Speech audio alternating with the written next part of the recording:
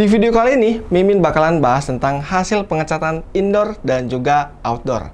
Nah, kira-kira bakal ada perbedaan di hasil akhirnya nggak sih? Kalau ada perbedaan, kira-kira mana nih yang paling bagus? Penasaran? Ikuti terus video ini.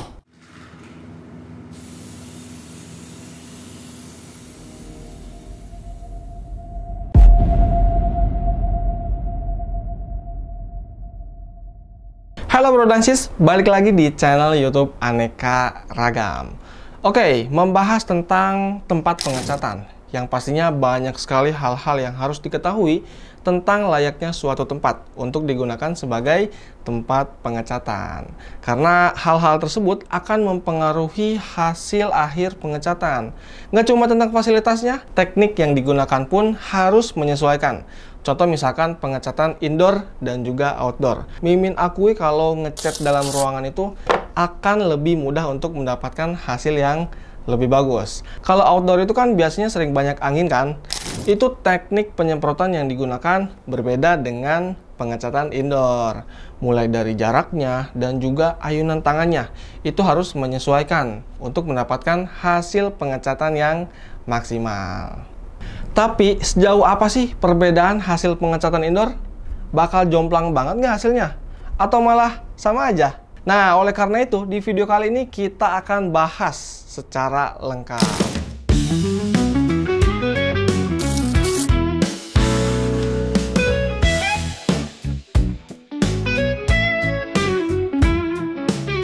Oke, sebelum Mimin lanjut ke percobaannya, Mimin mau jelasin dulu nih parts yang ada di depan Mimin. Nah, jadi kedua parts ini Mimin udah repaint menggunakan warna M73 Metallic Black ya. Ini Mimin repaint dengan teknik yang sama, dengan jumlah lapisan yang sama, dan juga udah didasari dulu menggunakan epoxy 2K ya. Ini kedua spare part ini mendapatkan perlakuan yang sama. Nah, nantinya kedua spare part ini akan dibedakan dalam finishingnya nih bro dan sis. Jadi yang satunya ini akan di finishing di indoor, dalam arti di ruangan pengecatan yang cukup bisa dibilang proper. Nah, tapi yang satunya lagi nantinya akan di clear di luar ruangan atau outdoor. Nah, kira-kira nanti hasil akhirnya bakal ada perbedaan nggak sih? Nah, Mimin juga belum tahu ya. Nah, mungkin bro dan sis ada yang tanya nih, Min, kenapa pengecatannya cuman clear aja? Nggak dari awal gitu, dari epoxy, dari warna utama, kenapa nggak dibedain? Nah, menurut Mimin, yang paling mempengaruhi hasil itu adalah waktu proses finishingnya. Jadi oleh karena itu, di video kali ini, kita hanya membedakan dari sisi finishingnya aja bro dan sis. Yang satu indoor, yang satu outdoor. Kurang lebih seperti itu aja bro dan sis. Oke, nggak usah panjang lebar lagi. Sekarang kita langsung aja ke workshop dan kita langsung lakukan percobaannya.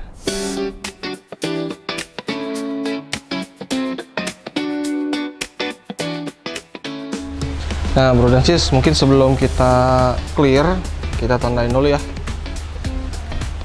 Nah, untuk spare part A ini nantinya akan di clear di indoor.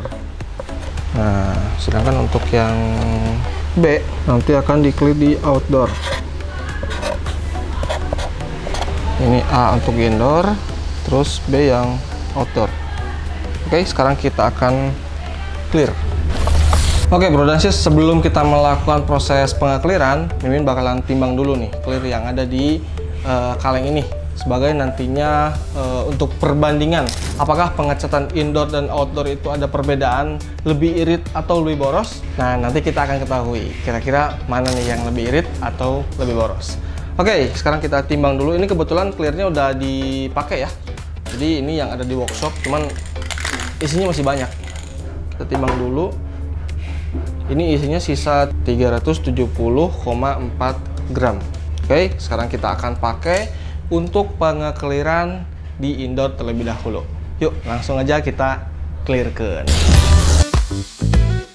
Nah, bro dan sis, sekarang Mimin udah ada di ruangan pengecatan, yang dimana sebagai informasi untuk ruangan pengecatan ini kita dilengkapi dengan lampu yang cukup banyak ya. Lampu yang cukup banyak dan juga ada exhaust exhaust ini adalah fungsinya sebagai nyedot cat yang udah kita semprotkan sehingga tidak pengap di sini di ruangan pengecatan ini. Dan juga selain itu di bawah ini ada genangan air nih Bro dan Sis.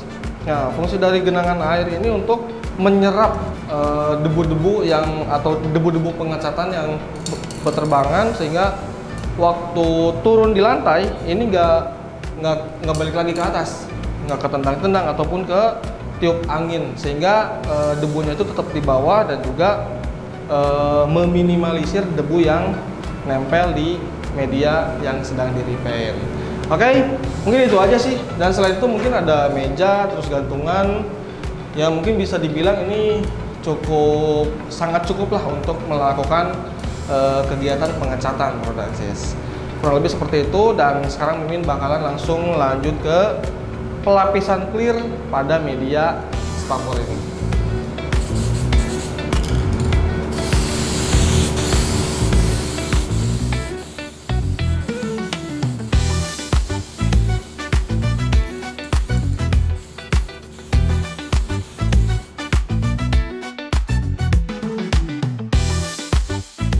Nah, kurang lebih ini adalah hasil dari lapis yang ke-0 Bro dan Sis.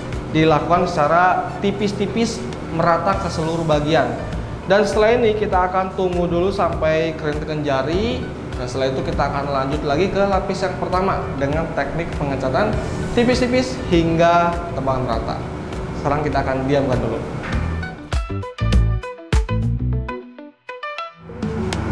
Nah, Bro dan Sis, ini udah cukup kering tekan jari ya. Ini udah lumayan kering tekan jari, jadi udah nggak ada bekas lagi. Dan sekarang kita akan lapis lagi ke lapis yang pertama. Nah, untuk teknik penyemprotannya adalah tipis-tipis hingga tebal merata.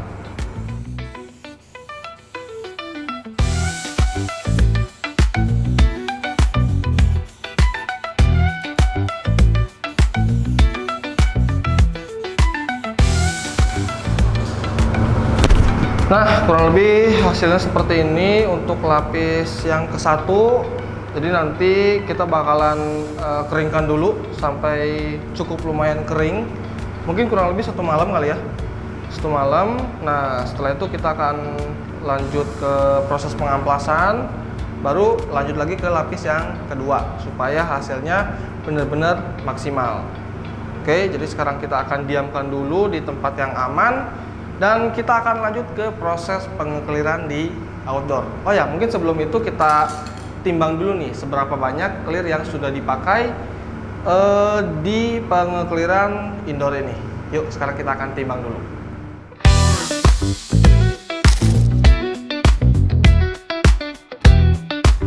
Nah, jadi untuk sisa cat clear yang ada di kaleng ini 270,5 gram, ya kurang lebih 100 gram terpakai setelah melakukan proses pengekliran di spakbor.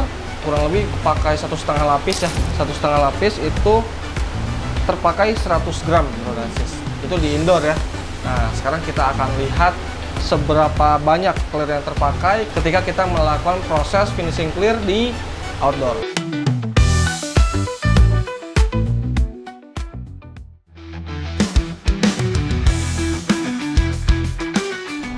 Nah, Bro dan Sis, sekarang Mimin udah ada di outdoor. Ini tempatnya udah bener-bener terbuka sekali ya. Ini langsung di bawah sinar matahari tuh. Nah, tapi untuk pengecatannya sih bisa mungkin jangan langsung di bawah sinar matahari Bro dan Sis. Contoh misal seperti ini nih. Ini kan di sini ada sorot sinar matahari langsung ya. Nah, sebelah sini lebih teduh. Nah, sebisa mungkin untuk posisi pengecatannya di tempat yang teduh seperti ini ya. Nah, kenapa sih Min nggak boleh di bawah sinar matahari langsung? Biasanya kalau langsung di bawah sinar matahari itu hasil dari finishingnya agak lebih kulit jeruk Bro dan Sis. Jadi nggak benar-benar halus. Karena ketika kita menyemprotkan clear itu terus terkena sinar matahari langsung, otomatis clear yang disemprotkan itu akan nggak seencer dari atau nggak seencer waktu kita ngeripen tidak di bawah sinar matahari langsung. Jadi kalau misalnya kena sinar matahari langsung, otomatis nanti catnya itu akan lebih kental sehingga nempel di medianya itu nggak sempurna. Alhasil permukaannya kulit jeruk. Sepengalaman Mimin sih seperti itu Bro dan Sis.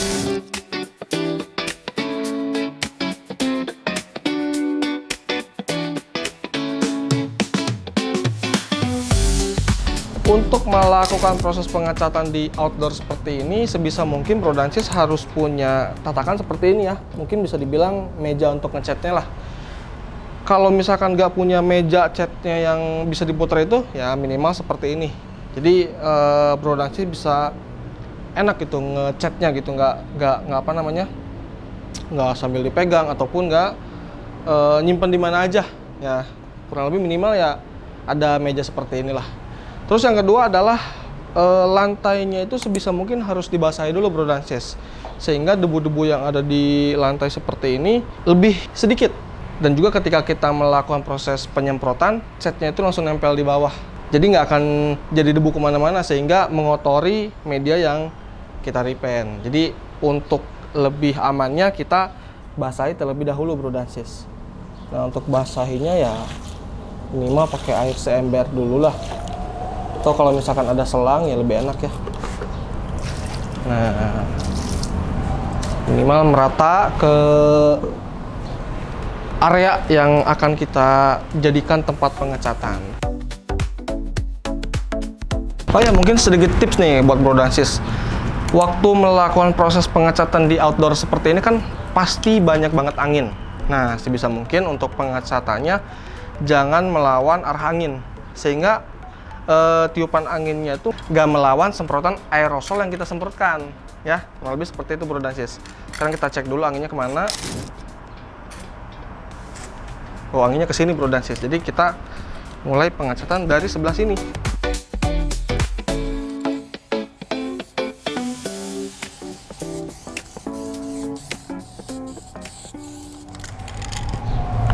Nah, kurang lebih hasilnya seperti ini untuk lapis yang ke-0. Dan untuk pengecatan di outdoor itu sebisa mungkin untuk jaraknya itu jangan terlalu jauh Bro dan Sis. Kalau misalkan terlalu jauh nanti malah nggak ada cat yang nempel di medianya, ya kan? Tapi sebisa mungkin untuk jarak penyemprotannya itu ya mungkin 10-15 cm lah, 10-15 cm, sehingga cat yang disemprotkannya itu benar-benar merata ke bagian yang kita repaint. Oke, ini udah di lapis yang ke-0. Kita tunggu dulu sampai kering tekan jari. Setelah itu kita akan lanjut lagi ke lapis yang pertama.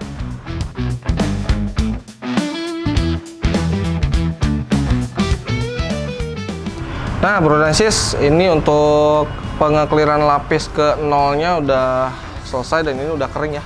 Ini udah cukup kering tekan jari. Dan sekarang Mimin bakalan lanjut lagi ke lapis yang pertama. Nah, untuk teknik pengecatannya seperti biasa, untuk lapis ke-1 itu adalah dilakukan tipis-tipis hingga tebal merata.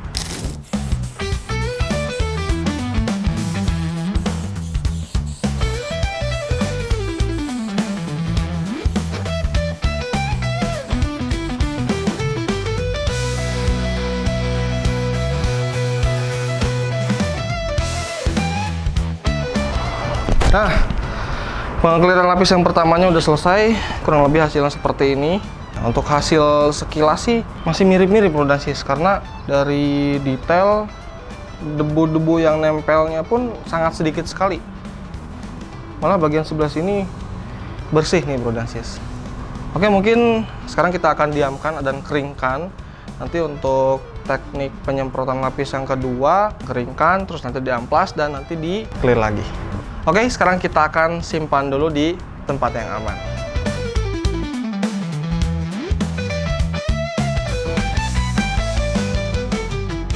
Nah Bro dan Sis, kita baru aja selesai melakukan proses finishing clear di outdoor. Dan kira-kira seberapa banyak nih clear yang terpakai waktu kita melakukan proses finishing clear di outdoor. Sebelum kita pakai itu kurang lebih ada 270-an ya nyawanya. Bener? Ya, ada 270 gram. Dan sekarang kita timbang lagi. Kira-kira sisa berapa nih? Ada sisa 182,3. Mungkin kurang lebih ada 90 gram yang terpakai. Ya, mirip-mirip lah ya. Jadi kurang lebih ada 100 gram yang terpakai di indoor dan juga 90 gram yang terpakai di outdoor. Itu kenapa ada sedikit perbedaan, mungkin karena penyemprotannya aja. Jadi bukan karena diirit-irit gitu ya, bukan. Itu benar-benar Mimin melakukan penyemprotan itu secara objektif. Kurang lebih gitu Bro dan Sis. Jadi sekarang kita akan tunggu dulu spare part itu kering, dan kita akan melakukan teknik flow coat untuk mendapatkan hasil finishing clear yang sempurna.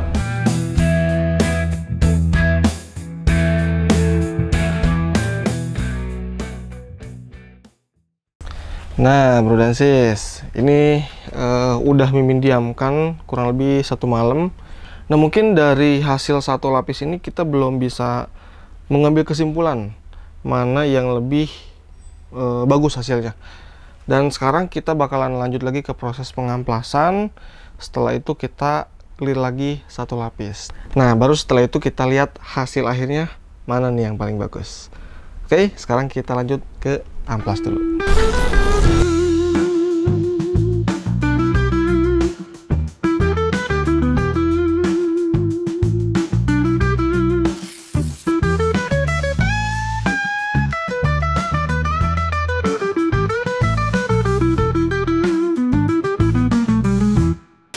Nah Bro dan Sis, sebelum Mimin melakukan proses finishing lapis yang kedua di indoor maupun outdoor, Mimin mau timbang lagi nih, karena ini Mimin pakai kaleng yang lainnya. Karena kaleng yang kemarin kemungkinan nggak akan cukup untuk melakukan finishing clear di kedua spakbor. Jadi Mimin pakai kaleng yang lainnya. Ini masih bekas juga ya. Sisanya itu ada 296,6 gram. Ini sebelum digunakan untuk melakukan finishing clear lapis yang kedua. Sekarang kita akan lanjut ke proses finishing clear di indoor terlebih dahulu. Yuk.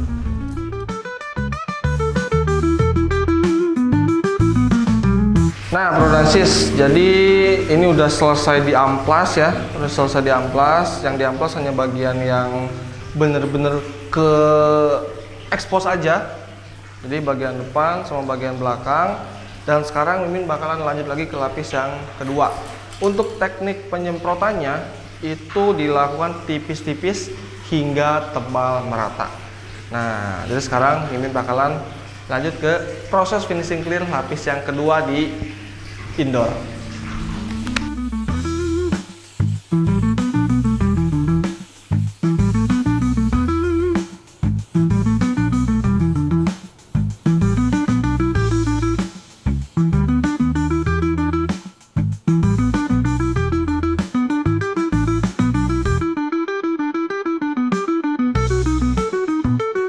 Nah Bro dan Sis, Mimin baru aja melakukan proses finishing clear di indoor tadi, itu udah selesai. Dan sekarang kita lihat seberapa banyak clear yang terpakai. Tadi 296,6, ini sekarang sisa 212,1. Jadi kurang lebih ya 80 graman lah. Nah, jadi penggunaan clear di lapis yang kedua itu relatif lebih irit dibanding lapis yang pertama, karena untuk lapis yang pertama kan langsung nimpa warna utamanya kan, tapi untuk lapis yang kedua dia hanya nimpa clear lapis yang pertamanya, jadi lebih gampang untuk nutup. Jadi itu alasan kenapa lapis yang kedua ini jauh lebih irit. Oke, sekarang kita akan pakai clear ini di lapis yang kedua untuk spare part yang akan kita clear di outdoor. Yuk.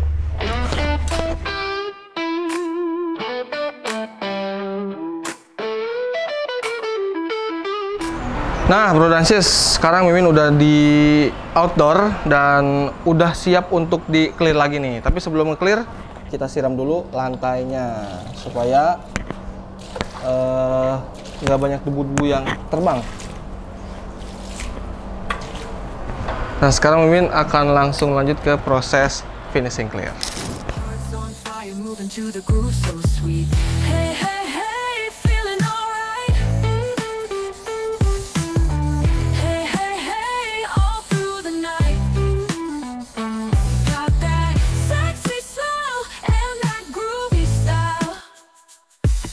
Nah, proses finishing clearnya udah selesai, kurang lebih hasilnya seperti ini. Tadi cukup lumayan banyak angin ya, jadi mungkin penggunaan clearnya cukup boros mungkin ya. Mimin belum timbang juga nih. Nah, jadi setelah ini selesai, kita tunggu sampai benar-benar kering, dan setelah ini kita akan simpan di tempat yang aman. Oke Bro dan Sis, sekarang kita akan simpan di tempat yang aman dulu.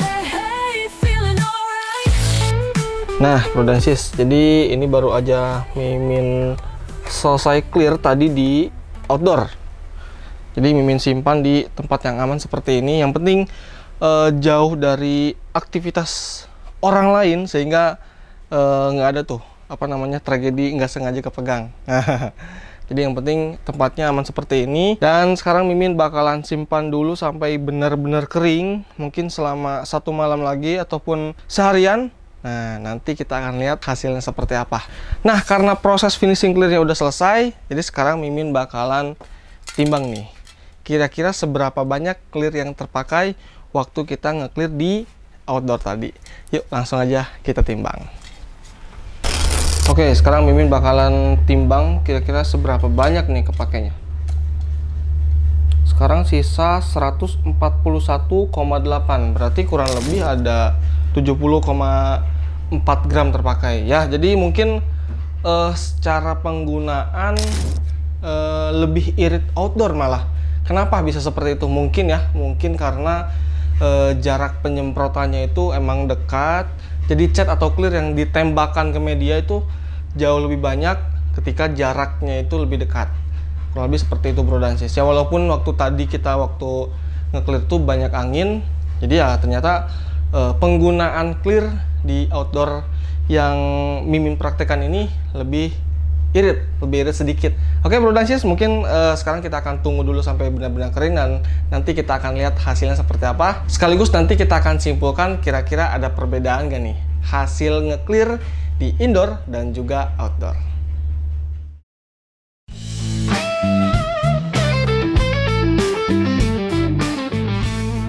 Nah, Bro dan Sis, setelah kemarin kita melakukan proses finishing clear di indoor maupun outdoor, nah sekarang kita akan lihat hasil akhirnya nih. Kira-kira ada perbedaan gak sih antara hasil finishing clear di indoor maupun outdoor? Nah, secara penglihatan Mimin ya, ini sama sekali sama aja, Bro dan Sis. Jadi nggak ada perbedaan ya. Jadi mulai dari hasil kulit jeruknya dan juga seberapa banyak debu yang nempel di medianya. Ya mungkin sedikit lebih banyak outdoor sih ya. Cuman nggak terlalu signifikan perbedaannya, Bro dan Sis. Nah, jadi kesimpulannya adalah hasil akhir finishing di indoor maupun outdoor itu sama sekali nggak jauh berbeda. Dalam arti mungkin masih sama aja, asalkan dari mulai tekniknya dan juga beberapa hal yang harus diketahui itu dilakukan, Bro dan Sis. Contoh misalkan di outdoor nih, outdoor itu sebisa mungkin lantainya harus disiram dulu supaya nggak banyak debu yang berterbangan sehingga nempel ke media yang dicatnya. Dan juga jarak penyemprotannya. Nah, ini penting nih, jarak penyemprotan ketika kita nge-clear di outdoor itu harus benar-benar dekat ya. Mungkin jaraknya 10-15 cm ya. Jadi kalau misalkan penyemprotannya itu terlalu jauh, nanti ketiup angin dan cat yang nempel di media itu nggak sempurna. Alhasil nanti hasil permukaan atau hasil clearnya itu kulit jeruk, Bro dan Sis. Kurang lebih seperti itu. Dan untuk di indoor, nah kalau untuk di indoor sih sebetulnya lebih mudah untuk mendapatkan hasil yang sempurna dengan jarak idealnya itu 20-25 cm. Terus di indoor itu nggak terlalu banyak debu dan ya lebih mudah untuk mendapatkan hasil akhir yang sempurna. Jadi mungkin kurang lebih seperti itu, Bro dan Sis. Oh ya, ini kita berbicara hasil repaint tanpa proses poles ya, Bro dan Sis ya. Jadi benar-benar hasil dari K81. Nah, kurang lebih seperti ini hasilnya. Dan kalau misalkan dipoles ya pasti hasilnya sama aja ya. Mau kita ngecat di gunung ataupun di lautan pun hasilnya masih sama aja kalau misalkan dipoles, Bro dan Sis. Kurang lebih seperti itu untuk pembahasan di video kali ini. Gimana? Ada pertanyaan lagi nggak, Bro dan Sis? Kalau misalkan ada, boleh tulis di kolom komentar. Oke, Bro dan Sis, segitu aja untuk video kali ini. Sapporo, always innovating, always upstanding.